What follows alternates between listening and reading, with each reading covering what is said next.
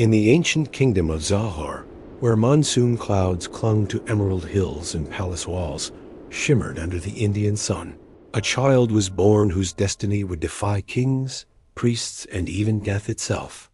Her name was Mandarava, daughter of King Arunava and Queen Mahaki, a princess whose beauty was said to soften tempests and whose wisdom, even in childhood, unsettled the old scholars of the court. While other royal children played with jewels and silk, Mandarava sought silence. She wandered through temple courtyards, sat beneath peepal trees, and studied the teachings of liberation long before she could recite the politics of a royal lineage. Even as a young girl, she felt a truth burn within her. The world was impermanent, and only awakening was real. But in a palace carved from desire, such thoughts were dangerous. By the time Mandarava reached her youth, suitors from every direction came with gold, horses, and armies. The king believed her marriage could form alliances strong enough to keep Zahor safe for generations. Yet Mandarava refused every proposal, bowing to her father with quiet dignity and saying, "I wish not for a crown, but for the path that frees all beings." Her voice was soft, but her conviction struck the court like a storm. Whispers turned into judgment. Ministers feared her vow of renunciation would weaken the kingdom. The king grew angry, then desperate, and Mandarava, serene as a still lake, remained unshaken. Then came the day that would shape the rest of her life. A wandering master arrived, unlike any sage the court had ever seen. His presence shimmered with the force of a forgotten world, and even the birds stilled when he stepped into the palace hall. This was Padmasambhava, the Lotus-Born, a being whose mere gaze revealed truths hidden beneath lifetimes. When Mandarava met him, it was as if two ancient stars recognized each other after ages apart. She bowed to him, and in that moment, she felt the certainty of destiny. This was the teacher who would guide her to complete realization. The court, however, saw something very different.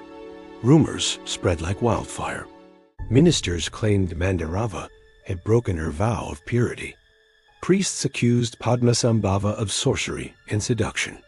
The king, blinded by rage and terrified of losing his daughter to a path he could not control, ordered both of them arrested.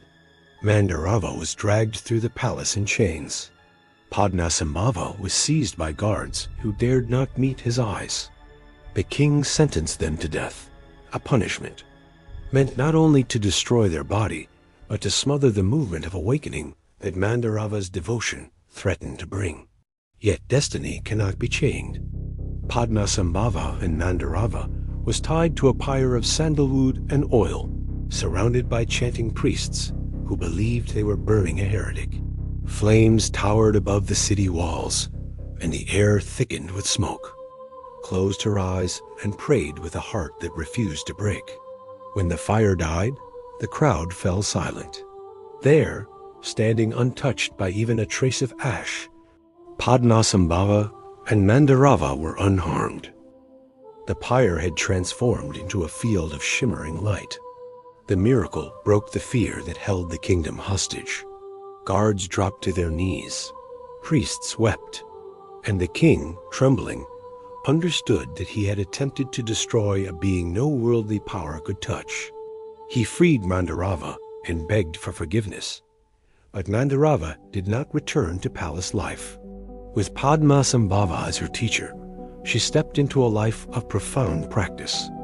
Together they traveled to hidden valleys, remote caves, and sacred mountains. In every place, Mandarava met trials, harsh winters, isolation, illness, and the constant resistance of those who believed a princess had no right to choose enlightenment over duty. Yet through every hardship, her resolve grew brighter. In the rugged mountains of Maratika, she underwent a practice so intense it shook the veil between life and death. It was there, in a cavern echoing with ancient winds, that Mandarava and Padmasambhava achieved the immortal body of light, conquering decay and transforming suffering into boundless wisdom.